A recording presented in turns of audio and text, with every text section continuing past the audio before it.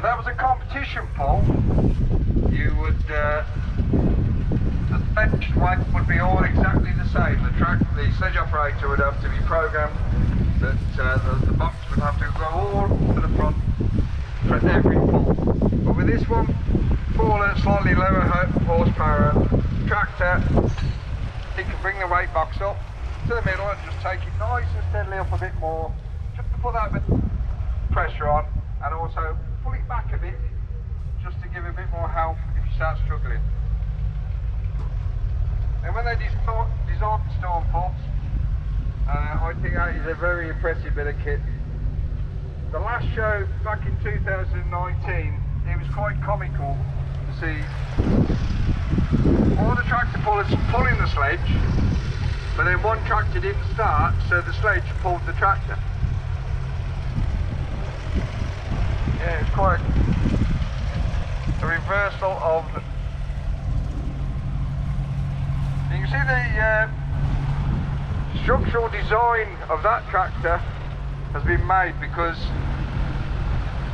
if you look at the commercial tractors over there, most of it is just gearbox bolted to the engine, and that's your superstructure of the tractor.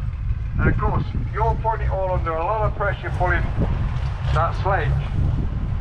It has been known for the gearbox and the engine to part company and different things. It's brakes, so they built small chassis rails down the side and extra structures underneath just to keep it all together. Some of them have a central, like a tightening bar underneath, just to keep it all nice and tight together. There you go, that's how relaxed Tom is. As soon as he's done the pull, the chairs are out, put his feet up and just enjoy the show. Now, what are you watching, Paul? Have you got, watching Tom, have you got any favourite pullers that you want to be seeing, Paul? Huh?